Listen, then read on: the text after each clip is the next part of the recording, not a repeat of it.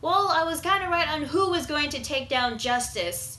As for how Justice was defeated, honestly, not how I expected it, really.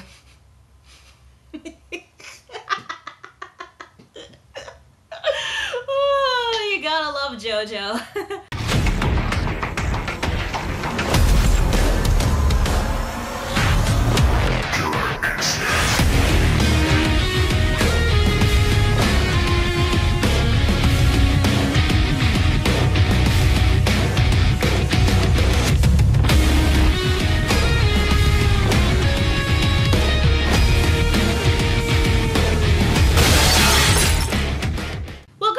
Portion of my reaction to JoJo's Bizarre Adventure Stardust Crusaders episode 15, the conclusion to the Justice 2-parter. So the episode picks off right where it left off. Polnareff was going to investigate the noise that he heard coming from the lobby, and Enya, on the other hand, even though she was itching to kill Polnareff, she was not going to just yet. She was not ready, especially with Whole Horse's corpse on the floor. So once Polnareff entered the lobby, Enya then acted like the way she was in the previous episode as this kind old lady, and just tried to act dumb, saying that she just fell and banged her hip. As for Whole Horse, he was on the ground in the middle of the floor right behind Polnareff. I was expecting him to turn around, but no, Enya used Justice to move Whole Horse under the couch. So even though Enya was trying to reassure Polnareff that she was okay, that he should just go back to his room and rest, Polnareff, as much as I love this guy as a character, he is so goddamn nosy. I mean, he kept asking her all these questions. He wanted to know all these things about her. Like, are you working in this hotel all by yourself, all alone? Don't you have family? Do you have a son? The moment when Polnareff mentioned the word son, Enya tensed up and was like ready to snap. Veins started showing up on her face. She was really pissed. In fact, she was even considering killing Polnareff. I know Polnareff meant well. I know that he didn't mean any harm. He was oblivious of Enya being a stand user after all. But the questions that he was asking, especially when he mentioned about a son and what could have been if the son had a wife and that Enya would have had grandchildren, she was ready to pop. She was ready to like go berserk, even though she was doing everything in her power to keep calm, to keep her composure, to keep up the act as a nice old lady. But it's really hard for her because she was technically being tortured mentally in a way, or psychologically, even though Polnareff didn't mean to. So then Polnareff decides to rub her shoulders, give her a little massage, and honestly the look on Enya's face is hilarious. And we actually learned something about Polnareff. Apparently he lost his mother when he was young, and I was not expecting to learn something about that from Polnareff, but I wonder, like, how did he lose his mother, and what about his father? Yeah, there's actually some things that we don't know about Polnareff and Kakyoin in a way in terms of their backstory. Now things started to get really tense when he said, "Tonight you can think of me as your son and ask anything you want of me." The look on Enya's face is priceless, and it's kind of creepy in a way, but still it was pretty funny, and she had the scissors ready to stab him, but they get interrupted by Whole Horse, who is alive.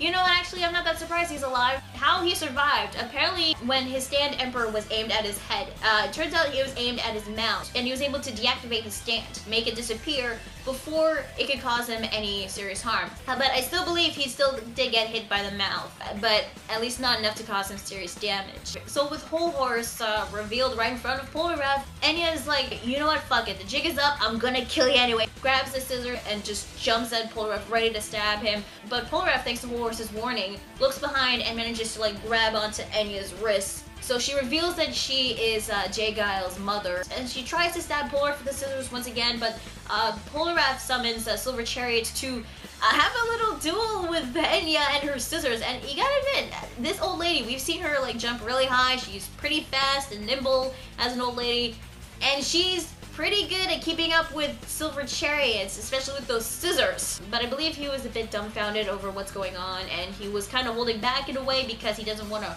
hurt an old lady. So before Polnareff can get away, Enya has summoned them, as we saw a huge group of the townspeople that we saw in the previous episode all appear right behind him, and we actually learned why they were so goddamn creepy in the previous episode. They were all being controlled by Justice. But here's the thing, they weren't living.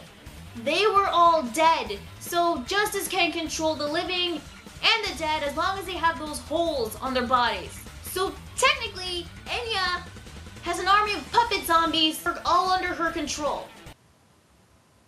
That is awesome! I mean, Zombies in JoJo. Yeah, I know Phantom Blood had like ghouls in a way and vampires, but zombie puppets, that is freaking awesome. I like, oh my god. It was so cool. I really like Justice as a stand. I think it's like my favorite one so far out of Dio's minions. These corpses had their tongues sticking out, and for some reason their tongues were like extra long and pointy, and they're it was kind of nasty. A couple of zombies tried to like attack Polnareff, but he managed to get away, entering into the back room. As for Whole Horse, he was like begging Polnareff to save him, but Polnareff was like, "Fuck you! After what happened with Abdul, you can go and die." Okay, that was kind of funny, but in a way, Whole Horse did kind of deserve that, yeah. So Polnareff didn't know what to do at first. Like, he had no choice but to hide, and he couldn't get out because the windows were covered by these metal bars, which I don't get why he didn't use Silver Cherry to slice up the bars and then crawl out the window. Like, why didn't he do that? I guess he didn't have time when the zombies broke in. And he was a bit cautious about fighting them, because if he did get a scratch on him, he would also end up like those zombies, being a puppet. So he hid himself into one of the rooms, which turns out to be a bathroom. Poor Polnareff, he has no good luck when it comes to bathrooms. I mean, I feel like he's cursed with bathrooms just as much as Joseph is cursed with airplanes. So even though the zombies were like approaching closer towards the bathroom, the shadows disappeared. So for a minute there, it seemed like they were leaving or checking somewhere else to search for Polnareff. So what he decides to do is take a peek through the keyhole. He sees another eye, which turns out to be another zombie. So Enya's army of zombies were just taking a peek to see if Polnareff was there. And okay, I don't know if I should just call this bullcrap or just what the hell. This was a what the hell moment for me. The zombie's tongue goes right through the keyhole and scratches Polnareff's tongue the moment he opened his mouth. That is very convenient, by the way. Also, his tongue was touched by a dead corpse's tongue. I don't know if that counts as Frenching, but that is nasty. The fog from Justice then creates the hole on his tongue and uses it to control Polnareff by just dragging him onto the door, which had no choice but to open. She uses Justice to hurl Polnareff up into the ceiling, which you'd think with the sheer force of gravity, with him being hanged by the tongue, his tongue would have been like ripped off, but no, I think Justice was like keeping his body intact so that he wouldn't get his tongue ripped out of his mouth. And then Justice like slams him onto the ground, and Enya just makes her army of zombies laugh at him. So the first thing that Enya wants to do to Polnareff, have him clean the bathroom by licking the toilets. That is nasty. You cannot help but feel bad for Polnareff, especially with this guy's luck with bathrooms. I mean, he hates dirty bathrooms, so yeah, this is definitely the ultimate torture for him as Justice like pulls him and his tongue slowly getting closer to the toilet bowl, slowly, all the while Enya was making this like creepy face. He's like, lick it clean, lick it like this, like, ugh. That was so creepy. I don't know what is up with this episode and tongues, but yeah, lots of freaky tongues. The front door in the lobby outside, by the way, was burst open, and it was Jotaro. When Jotaro asked her where Polnareff was, since he was looking for him, Enya cannot fool Jotaro, so she has to be very careful towards him. She tells him that Polnareff is in the bathroom, which he does go to check it out himself. The moment Jotaro's back was turned, Enya pulled out the scissors and was ready to stab him. But he's got more things to ask about Enya as he moves his foot to trip her. And for a minute there, it looked like that she fell on her scissors, like poking her eye with them. No, it turns out that she missed, which is odd because it looked like that she fell straight on the floor with the scissors. Maybe she moved her head at the last minute so that she wouldn't get stabbed. So I don't know why Jotaro didn't question her as to why she has scissors or why she was running with scissors, because everyone knows you cannot run with scissors. But he does question her as to why she said Jotaro, even though he never said his name, and no one has ever said his name right in front of her. This is one of the things I like about Jotaro. He is smart. He knows something is up. Whenever something is off or odd or suspicious, he would actually come up with a plan to learn what is going on. And we also get a reference to another cop TV show called Columbo. So Enya told Jotaro that she knew his name because it was written on the hotel register, which coincidentally Jotaro had with him, but he did not sign Jotaro Kujo. He signed Kyutaro Kujo. Every single person signed a fake name on the hotel register. So if she wasn't the stand user, she would have called them by the names from the hotel register. But considering that she called him Jotaro instead of Kyutaro, yeah, the jig is up. So yeah, Enya, you done goofed twice. Enya's like, screw it, I'm gonna show you my stand. As a mob of zombies like rush towards Jotaro from behind, but he summons Star Platinum as he just beats the living crap out of every single one of them, sending them flying from across the room, even like out the freaking window. So with the army of zombies being defeated, you think that was it? No, actually he missed one, and it was a baby who used its tongue to stab a hole right through his leg. So it seemed that Jotaro was screwed for a minute there because, you know, the fog was touching his leg, so he was going to be controlled by Justice. Polnareff and Whole Horse actually managed to get out since they were being held hostage by the zombies. Whole Horse tells Jotaro how Enya's stand works, but she tries to shut him up by making him punch himself in the face. I thought it was kind of funny. But I find it kind of odd that when it came to Polnareff, she told him how her stand's justice works, yet when it came to Jotaro, she doesn't want her stand's ability to be revealed to him. So yeah, I don't get that, but okay. Also, since Justice is a fog stand, Star Platinum's punches wouldn't work on it. So Polnareff tells Jotaro to run away, but Jotaro's like, yare yare daze. There's no reason to run. Before the old hag takes another breath, I'll defeat that stand. To which this confused Enya, like, she did not understand what the hell Jotaro meant, but all of a sudden she couldn't breathe. She was like clutching her throat. She was suffocating. And how she was suffocating? Well, Jotaro did something that I was not expecting. He had Star Platinum inhale Justice, which caused Enya to suffocate.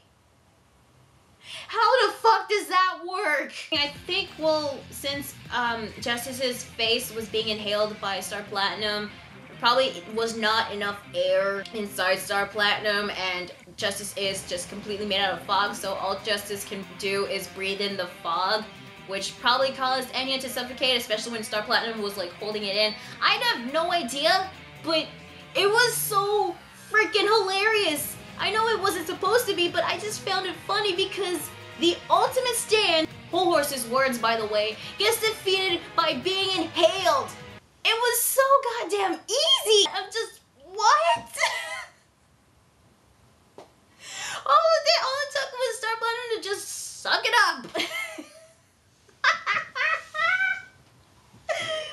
Oh my god, I love this anime. I love the bizarre and weirdness and the uniqueness of this episode. Which, by the way, I believe this is the second time that Star Platinum defeats an opponent that does not involve with punching. The first one being Captain Tennille, the fake one, and Dark Blue Moon, which, oh my god, I just remembered. When the fuck are we gonna see Starfinger again? Cause it only used it like twice. Star Platinum like never used like Starfinger ever again. I'm like, what the hell? I mean, what is the point of like outstretching your fingers if you're only gonna use the technique like twice? Like, what the hell? Enya gets suffocated to the point where she just passes out. They don't kill her because they need her alive to gather some intel on other stand users, which I believe there are like around 5 or 6 more stand users based on the tarot cards. Not sure. But considering that she was the one that told Dio about stands and about his stand and how it works, that is going to be a huge asset for Jotaro and the group to know.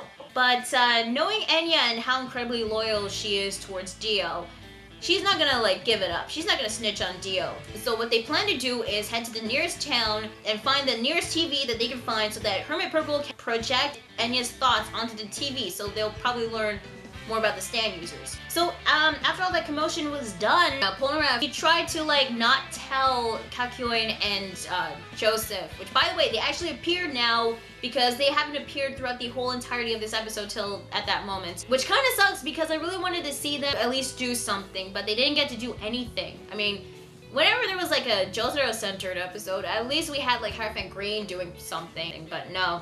I was kind of bummed out over it. But anyway, as I mentioned before, there was this comedic moment between Joseph and Polnareff, where Polnareff was trying not to tell Joseph and Kakyoin what he licked, even though he was going toilet. Problem is though, Joseph already knew, and he is just messing with him because he just wants to screw with Polnareff. And okay, I gotta admit, that was kind of funny, but only because of how Joseph was acting. I was not laughing at Polnareff's expense because the poor guy had to lick a toilet. Now we actually learned another thing about Justice and more about the town's folks. It turns out that the town that they were in was not really a town, it was a graveyard. So it was all an illusion created by Justice. The townspeople were an illusion, and they were also corpses being controlled by Justice. God damn, this stand is strong, and yet it got defeated so easily. And honestly, I prefer it that way because, I mean, if Enya killed an entire town of people, that would just make her, like, despicable, disgusting, just cruel, really. But the group seemed to have forgotten one other thing. And when I mean thing, I mean another person, and it's Whole Horse. The son of a bitch stole their car and drives off. And the funny thing is, he said, you know, screw it, I'm sticking with Dio. Why the fuck would you stick with Dio if you're gonna encounter people like Enya, who tried to kill you? I'm like, what the fuck, Whole Horse? I mean, you'd think after everything you went through involving Enya from the previous episode and working with Dio, he'd be like, you know what, this isn't worth it, I'm done, screw you guys, I'm going home. But before he does leave, he does give them a warning. He tells them that they should kill that old lady as quick as they can, otherwise that old lady will show them just how terrifying Dio really is. I don't know what Whole Horse meant by that, but it's probably going to be shown in next week's episode, so I'm definitely looking forward to that. So yeah, Whole Horse, that son of a bitch cowboy, lives another day. God fucking damn it. That's the second time he got away. So yeah, I'm like wondering like how many episodes is it going to be till we get to see Whole Horse again. And that's basically where the episode ends off. So overall, another really good episode. The animation and artwork were really well done, especially with Enya and showing how she was trying to keep her act. But when we get to see her inner self and her inner thoughts, I like the portrayal of the opposites between Enya's act and the actual Enya. I thought it was really well done. I'm not sure if this is it for Enya because she is an interesting character and I liked how her character was portrayed in this episode. I'm not gonna lie, this old lady was sadistic and creepy as all hell, but as a character, she was good in terms of Dio's minions after all. It's Justice the Stand. I really like it. It's just a fog where it can control people as long as they have these holes in their bodies, whether they be living or dead. I mean, you can actually have an army of zombies at your beck and call if you have something like Justice. I thought that was freaking awesome, and in fact, it's one of my favorite stands out of Dio's group. But the way it was defeated by Star Platinum, I mean, god damn! The ultimate stand gets defeated by inhalation! The voice acting, again, was really well done. The music in the OST was really good. And the episode did a really good job with tying in the comedy and the horror elements together all into one. It worked very well. Although there was a lot of comedy, even if it was unintentional at some bits. Kakyoin and Joseph, I was a bit bummed out that we didn't get to see them do anything, unfortunately. It was mostly Jotaro and a bit of Polnareff. However, Polnareff, we didn't get to see him fight or use Silver Chariot a lot, which kind of did bum me out, really, because I like Polnareff and Silver Chariot, but we did get to see him being vulnerable, and in a way, Enya kind of won. The way he was being tortured like that, you can't help but feel bad for the guy, really. So the conclusion of the two-parter was not something I expect, but it was really well done. It was really good. So overall, this was a really good episode, and I really enjoyed this Justice multi-parter. So next week's episode, the preview didn't reveal a lot, but it seems that Enya is in some really deep shit because there was a tentacle coming out of Enya's nose. So I'm assuming that this is the work of another flesh bud. So Enya has a flesh bud in her body. It's kind of weird because I thought Enya would be the kind of person that would follow and be incredibly loyal to Dio instead of, like, you know, being brainwashed like Kakyoin and Polnareff at the beginning. Yeah, maybe next week's episode, this might be it for Enya. It's probably going to be the end of her. We do get to see another character, which is another stand user to another stand called Lovers, which is going to be another multi-parter. So another, like, multi-parter I'm looking forward to seeing. I wasn't expecting another multi-parter though, but I'm looking forward to it. If you want to check out the episode yourself, It's out on Crunchyroll, so I'll leave a link in the description down below. Tell me guys your thoughts on this week's episode of JoJo. Did you like it? Did you hate it? What did you think of Enya and Justice overall, and the overall conclusion to the multi-parter? Let me know in the comments below. Be sure to like the video if you like it, and subscribe for more videos, and be sure to check out my Facebook fan page and Google+. So yeah, that is Stardust Crusaders, JoJo's Bizarre Adventure, episode 15. I'm going to spawn 27, and I will see you guys later. Bye.